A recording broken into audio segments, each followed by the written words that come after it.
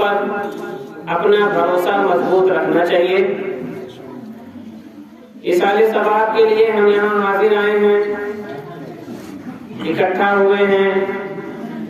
صبح سے ہم اور آپ قرآن پاک کی تلاوت اور کلمات طیبات اور اوراد و وظائف میں مشغول ہیں، تو صرف اس امید سے کہ ہمارے اعمال کا حال یہ ہے کہ میرے اعمال کا بدلہ تو جہنم ہی تھا، میں تو جاتا میرے سرکار نے جانے نہ دیا۔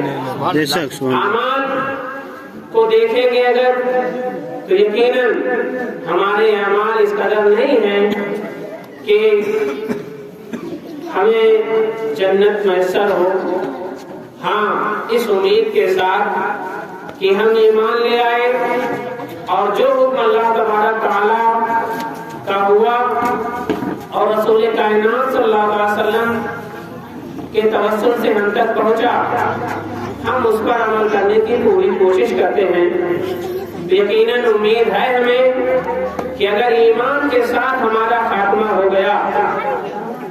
ایمان کے ساتھ اگر ہم اس دنیا سے رخصت ہو گئے تو بھلے ہی سزا پا کر لیکن ہماری بخشش و مغفرت ہو۔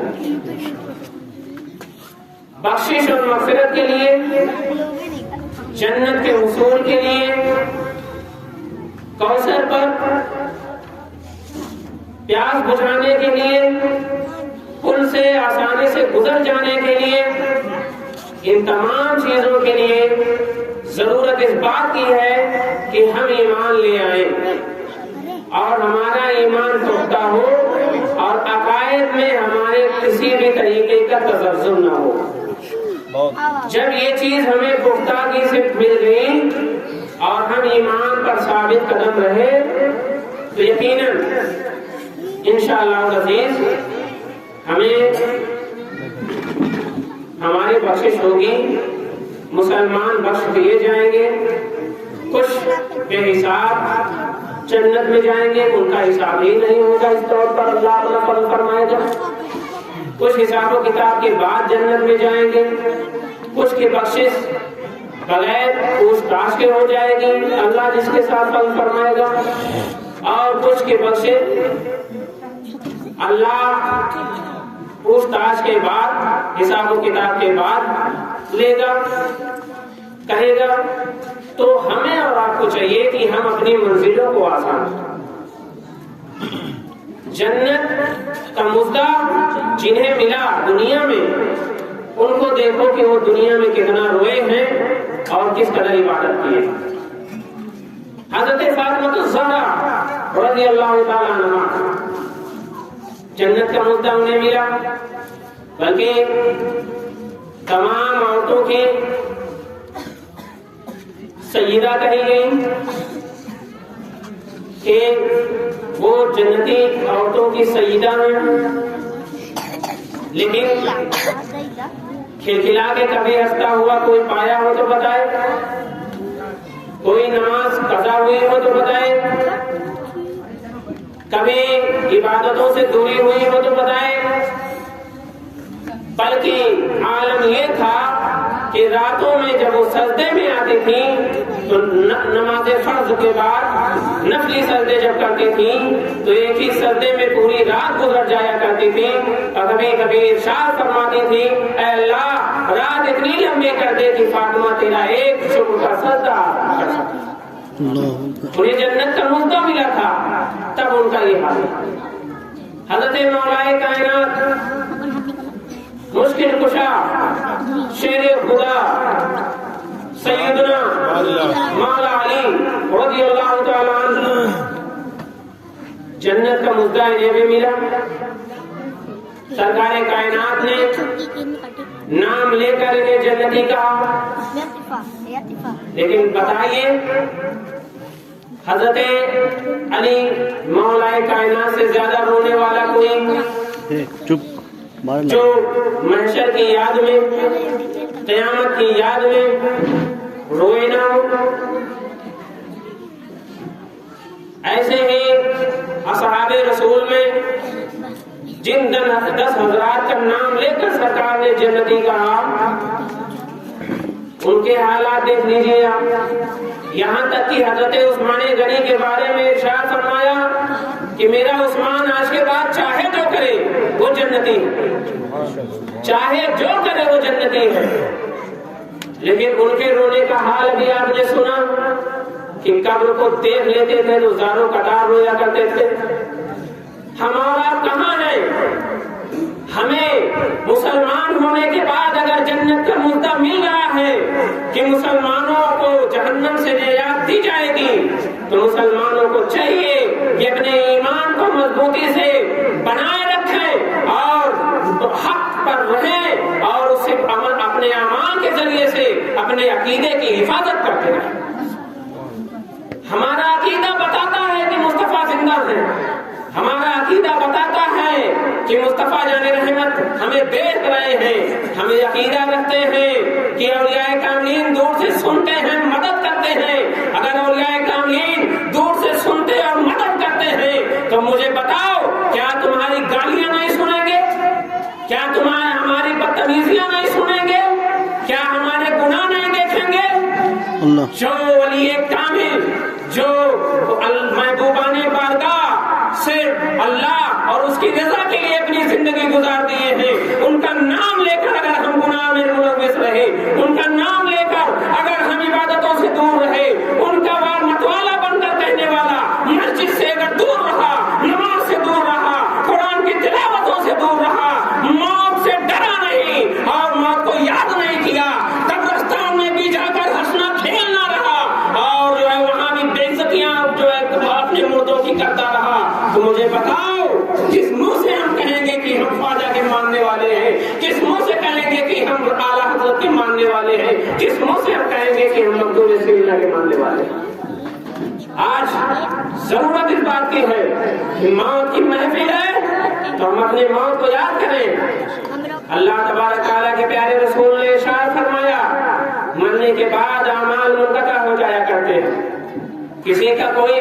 بندہ نہ نیکی کرے گا نہ بدی کرے گا۔ کیا امید ہے جب ہم نے اپنے اعمال نہیں کیے تو دوسرے کے اعمال سے کون ہمارا بوجھ اٹھائے گا؟ ہم اگر اعمال روئیں گڑگڑائیں اور سجدے کریں تو حضور وارث دیواں نے ارشاد فرمایا ہے کہ زندگی بھر سجدے کرتے رہو صرف ایک سجدہ قبول ہونے کے لیے، ایک سجدہ قبول ہونے کے لیے کوئی بھی سجدہ ترک نہ کرو۔ اللہ کوئی ایک سجدہ قبول کرے گا تو دنیا کے سارے سجدے تمہارے قبول ہو جائیں گے اور تمہاری بخشش ہو جائے گی۔ بزرگان دین فرماتے ہیں کہ چھوٹی چھوٹی نیکیاں بھی ترک نہ کرو اور چھوٹے چھوٹے گناہوں کے پاس بھی نہ جاؤ کہ اللہ اگر کسی ایک گناہ سے ناراض ہوا تو سارے اعمال برباد کر دے گا اور کسی ایک نیکی سے راضی ہو گیا تو سارے گناہ معاف فرما دے گا۔ عزیزان گرامی، آج ہمیں اور آپ کو سمجھنے کی ضرورت ہے اور معاملات کو سمجھ کر اس کے مطابق عمل کرنے کی ضرورت ہے۔ ہم مسلمان ہیں اللہ کے لیے نہیں، ہم مسلمان ہیں واویلا کے لیے نہیں، ہم مسلمان ہیں ہنسی کھیل کے لیے نہیں، ہم مسلمان ہیں دنیا میں صحیح زندگی گزارنے کے لیے، انسان بن کر جینے کے لیے اور نبی سے سچی محبت اور نبی والوں سے سچی محبت کرنے کے لیے۔ اس لیے اپنے عقیدے کو کی سلامتی کے ساتھ مضبوط اپنے عقیدے پر مضبوطی سے قائم۔ آج برائی پہلے اس قدر عام نہیں تھی جس قدر آج عام ہو گئی۔ برائی کے قریب پہلے آدمی اتنا جلدی سے نہیں جا سکتا تھا جس قدر آج چلا جا رہا ہے۔ کیوں؟ پہلے آدمی اگر کوئی فلم دیکھنا چاہتا تھا تو اس کے لیے اس کو الگ سے اہتمام کرنا پڑتا تھا، لوگوں سے چھپ چھپا کر جانا پڑتا تھا تھیٹر تک۔ لیکن آج گناہ اس کے جیب میں ہے، آج گناہ اس کے گھر میں، ہر بچے کے پاس، ہر جوان کے پاس گناہ کرنے کے آلے موجود ہیں۔ میں تو سمجھتا ہوں کہ جو حدیث شریف سے مفہوم نکلتا ہے کہ گناہ کرنے پر جب قادر ہو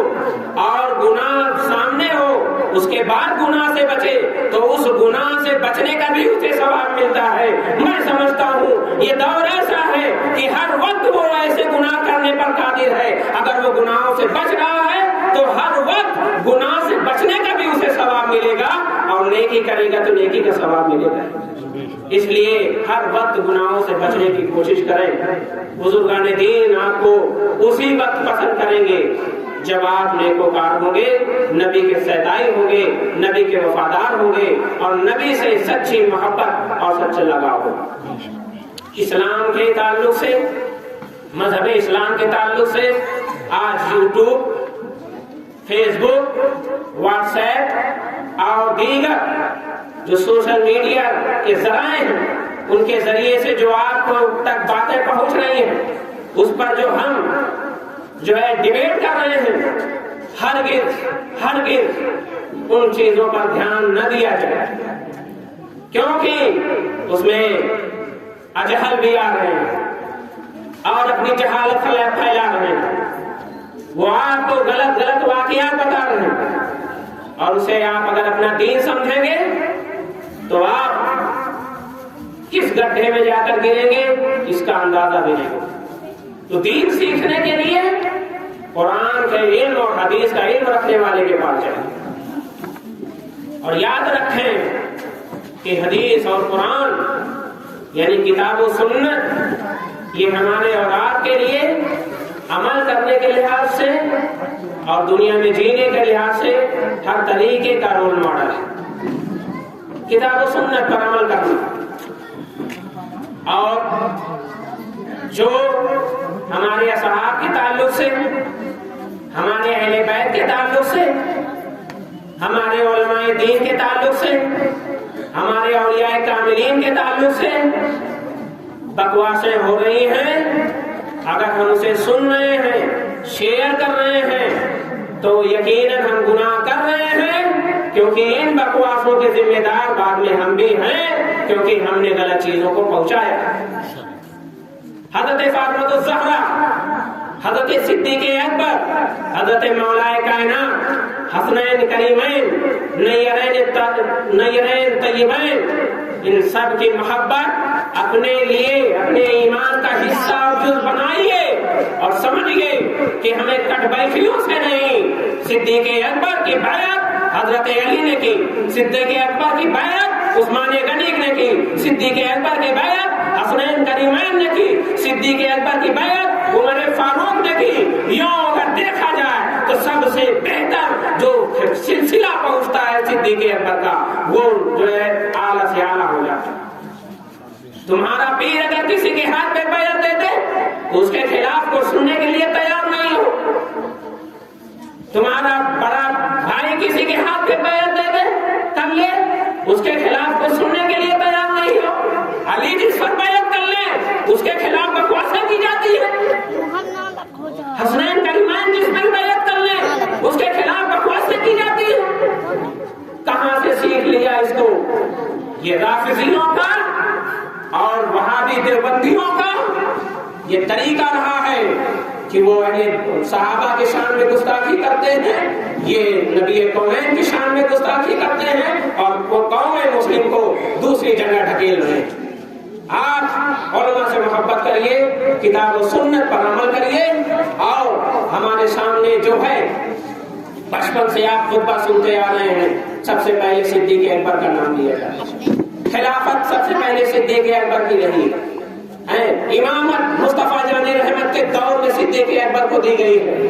اور آپ ان کے پیچھے حضرت علی نماز پڑھیں، علی جس کے پیچھے نماز پڑھیں اگر وہ غاصب ہے تو مجھے رافضیت بتائے کہ علی غاصب کے پیچھے نماز کیوں پڑھ رہے تھے، مجھے بتائے کہ جو خلیفہ بننے کا حق نہیں رکھتا تھا اس کو خلیفہ ہونے کے بعد اس کی بیعت کیوں کرے۔ لیکن یہ چیزیں ہمارے یہاں کی نہیں، اس پر آپ بحث نہ کریں، آپ نماز، قرآن، اہل بیت اور اطہار جیسے ہم تک پہنچے ہیں ان کو آپ ویسے مانیے۔ اگر آپ سے کوئی بحث کرے، کوئی ڈیبیٹ کرے تو آپ اپنے علماء کے پاس لے کے جائیے، وہ بتائیں گے آپ کو۔ کہ کیا حق ہے کیا نہیں ہے، کیا غلط ہے کیا باطل ہے، یہ بھی جاننا اس وقت ضروری اس لیے ہے اور یہ بتانا اس لیے ضروری اس وقت ہے کہ آج یوٹیوب اور فیس بک کو بھی لوگ اپنا سب کچھ سمجھ لیے ہیں، یہاں تک کہ اگر کوئی عالم سے بھی پوچھنا پسند نہیں کرتا ہے ترنت گوگل کو سرچ کیا، جو بتا دیا وہی مان لیا۔ گوگل اپنے طرف سے بہت بڑا علامہ نہیں، گوگل پر آپ جو ڈالیں گے گوگل آپ کو وہ بتائے گا، کسی نے اگر اس پر کچھ ڈالا ہے تو وہی گوگل سرچ کرے گا، اگر کوئی آپ کو خبر گوگل پر نہیں ڈالی گئی ہے تو گوگل پر آپ سرچ کرتے رہیے، وہ آپ نہیں ملے گی۔ اگر آپ اتنا جانکار ہے تو آپ اپنا نام ڈال کے دیکھ لیجئے، آپ کا بایو ڈیٹا گوگل دے گا کہ نہیں دے گا؟ اپنے گھر والوں کو ڈال کے دیکھ لیجئے، جو جانکاری انٹرنیٹ پر ڈالی جائے گی، ویب سائٹ پر ڈالی جائے گی، وہی جانکاری وہ ویب سائٹ اور وہ گوگل دے گا۔ تو ڈالنے والا دیکھا جائے گا کہ کیسے لوگ کیسی کیسی خبریں ڈالیں۔ اس لیے آپ کے بزرگوں نے جو آپ کو بتایا ہے اس کو مضبوطی سے تھامے رکھیں۔ امام اعظم ابو حنیفہ رضی اللہ تعالیٰ عنہ کے ماننے والے ہیں، یہاں حنفی ہیں سب، اور امام اعظم ابو حنیفہ رضی اللہ تعالیٰ عنہ کو رافضیت انکار کرتی ہے اور جعفری مذہب کو ماننے کے لیے دعویٰ کرتی ہے، جبکہ امام اعظم فرماتے ہیں لولا السنتان لہلک النعمان، اگر 2 سال جو امام جعفر کے پاس میں نے گزارے ہیں اگر وہ نہ ہوتے تو نعمان ہلاک ہو جاتا۔ پتہ چلا امام اعظم کے پاس جو علم ہے وہ امام جعفر صادق سے آیا ہوا ہے اور ان کی تصدیق کیے ہوئے علم سے انہوں نے فتوے دیے ہیں۔ آج امام اعظم پر عمل کرنا، ان کے فتووں پر عمل کرنا، امام جعفر صادق کے فتووں پر عمل کرنا ہے اور ان کی تصدیق شدہ فتووں پر عمل کرنا ہے۔ اس لیے ہمیں اور آپ کو چاہیے کہ ہم اور آپ اس دور میں اپنے علماء سے مضبوطی سے جڑیں اور جانے کی تیاری بنائے رکھیں۔ کسی چھوٹے بڑے کا یہ نہیں ہے انسان اتنی عمر تک پہنچ جائے گا تبھی وہ مرے گا، یا اس حالت میں جائے گا تبھی وہ مرے گا۔ آپ کے نگاہوں کے سامنے ادھر 10 سال سے آپ نے دیکھا ہوگا، پہلے تو موت آتی تھی تو لوگ اکٹھا ہو جاتے تھے، آ کر پانی پلاتے تھے، کافی باتیں ہوتی تھی، تب جا کے انتقال ہوتا تھا۔ ساز و نادر کوئی ایسا انتقال ہوتا تھا جو اچانک ہو جایا کرتا تھا، لیکن آج چلتا پھرتا انسان کے بارے میں سنا جاتا ہے، ابھی مجھ سے بات کر کے گیا ہے ابھی انتقال ہو گیا ہے، ابھی میرے سامنے بیٹھا تھا میرے ساتھ کھایا ابھی انتقال ہو گیا ہے، ابھی میرے ساتھ گھوم رہا تھا ابھی انتقال کی خبر سننے میں آئی ہے۔ آج آپ اپنے آنکھوں سے جب ان چیزوں کو دیکھ رہے ہیں اس کے باوجود بھی اپنی موت کو نہیں یاد کیا جا رہا ہے اور اس کا سامان نہیں اکٹھا کیا جا رہا ہے اور اس کی تیاری نہیں کی جا رہی ہے، یقیناً ہم غفلت میں ہیں، اور یہ غفلت کس لیے ہے؟ برباد کر دینے کے لیے ہے، کیونکہ اللہ تبارک تعالیٰ نے قرآن میں ارشاد فرمایا الہاکم التکاثر حتی زرتم المقابر، غافل رکھا تمہیں دولت کی طلب نے یہاں تک کہ تم نے قبر کا منہ دیکھ لیا۔ قرآن کہہ رہا، ہم پڑھتے ہیں قرآن میں، اس کا ترجمہ پڑھو کہ غافل رکھا زیادہ دولت کی طلب میں، تکاثر یعنی مال دولت جاہ کی طلب نے تم کو غافل رکھا، حتی زرتم المقابر، یہاں تک کہ تم نے زیارت کر لی، تم نے دیکھ لیا اب دفن ہونے کی جگہ، اپنی موت کی جگہ۔ تو عزیزان گرامی، دولت بھی بری نہیں ہے، دولت بھی کمایا جائے تو یاد الہی سے چھوٹنے نہ پائے، اور شہرت بھی ملے گی، عزت بھی ملے گی اگر ہم شریعت کے مطابق زندگی گزاریں گے، کیونکہ شریعت ہمارے جس چیز میں ذلت و رسوائی ہے شریعت نے اس کو ہمارے لیے ناجائز اور حرام کر رکھا ہے، جس چیز میں عزت ہے وقار ہے اسی چیز کو شریعت نے جائز کر رکھا ہے۔ دیکھیے شراب پینے کے بعد انسان اپنا دماغ کھو بیٹھتا ہے، شراب پینے کے بعد انسان نالے کے کیڑے کی طرح نالوں میں پڑا رہتا ہے، شراب پینے کے بعد انسان اپنی ماں اور بیٹی میں تمیز نہیں کر پاتا ہے، اپنی بیوی اور بہن میں تمیز نہیں کر پاتا ہے۔ یہ کتنی بڑی ذلت اور رسوائی کی بات تھی، اسلام نے پہلے ہی اسے حرام کر دیا تاکہ ہمارا کوئی ماننے والا شراب کے قریب نہ جائے اور اپنا دماغ نہ کھو بیٹھے اور اپنے ہوش میں رہ کر جو بہن ہے تو بہن کا حق دے اور جو بیوی ہے اسے بیوی کا حق دے۔ ایسی بہت ساری چیزیں جو حرام ہیں وہ ہمیں ذلت و رسوائی میں لے جائیں گی اور جو حلال ہیں وہ ہمیں عزت و وقار عطا فرمائیں گی۔ اللہ تبارک تعالیٰ کی بارگاہ میں دعا ہے اللہ اپنے محبوبہ نے بارگاہ کے صدقے سے اور محبوب بندوں کے توسل سے ہم تمام کی بخشش و مغفرت فرمائے، ہمارے مرحومین کی بخشش و مغفرت فرمائے، خصوصاً جس قائم کی گئی ہے